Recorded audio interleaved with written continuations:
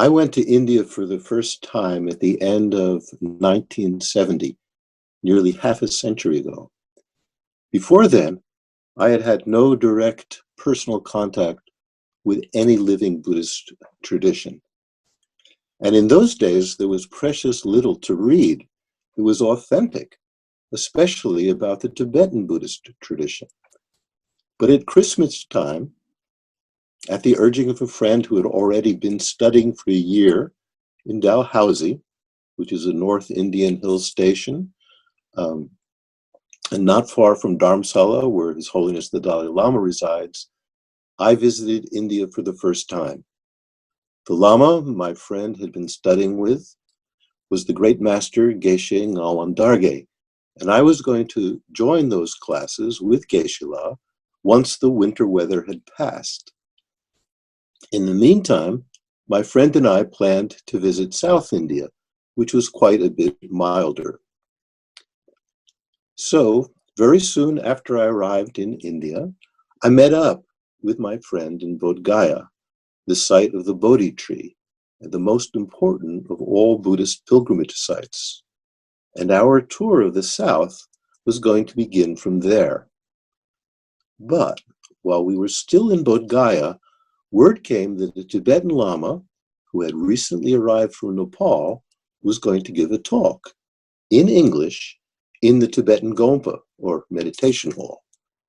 And since my entire reason for coming to India was to study Buddhism with masters from the Tibetan tradition, I, of course, jumped at the chance to listen to him. The crowd that filled the Gompa was mostly made up of hippie freaks who had flocked to India from America, Europe, Australia, and New Zealand, making their so-called spiritual journey to the East, to borrow the title from one of the works by Hermann Hesse, an author who was very popular with members of the Western counterculture at that time. A few minutes after we were all settled in, a rather respectable-looking American couple entered, escorting between them a Tibetan monk.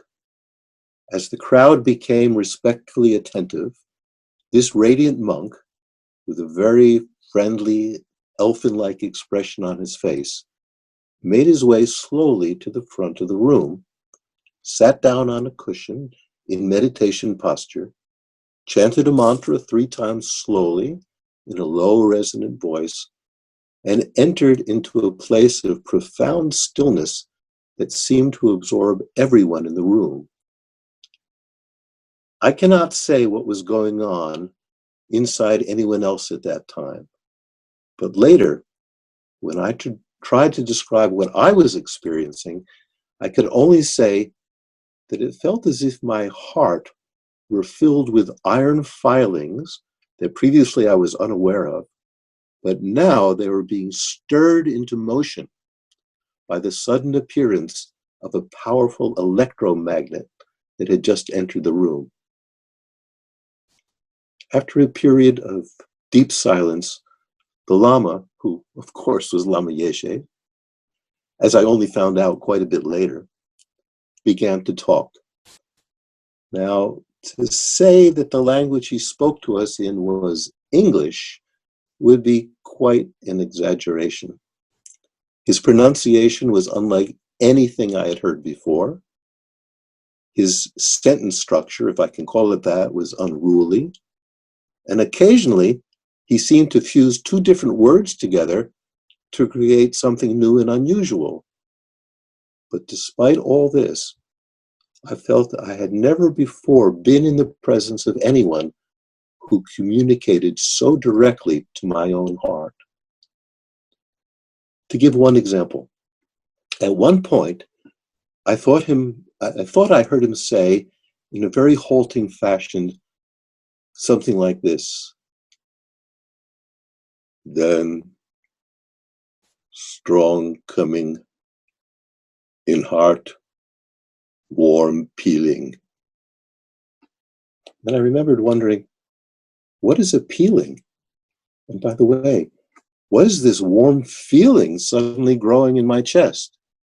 Then it suddenly dawned on me that what he was describing was what I was experiencing at that very moment. But he did so directly, bypassing the needs for words. I don't remember anything else he talked about in that hour, but I do remember very clearly how he completely put to rest the biggest qualm or doubt I had had from some of the Buddhist reading I had done. In those readings, I had often come across the rather unusual word desirelessness, which was described as an admirable state of being that spiritual seekers could achieve. Well, I was 26 years old at the time, and desire was certainly not something I wished to overcome, quite the opposite. So I wondered, perhaps if I were to follow the Buddhist path seriously, maybe I could become calm and serene and balanced. But would that be any different than becoming like a wooden statue, perfectly balanced and poised, but inert and lifeless? This did not appeal to me at all. But spending an hour in the presence of Lama Yeshe completely obliterated this misconception. And he did so not by anything he said, as much as by what he was. Here was someone who was fully alive, completely engaged, incredibly funny, and in total contact with all the people in the room. So I quickly realized that if this person had achieved desirelessness, it didn't turn him into anything less than human. Rather, his human qualities came out so much more strong.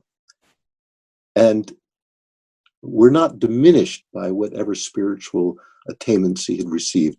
And it was clear to me that he had achieved something, but he had not lost his human touch at all. In fact, if anything, it was his humanity, his warmth, his engagement that struck me the most.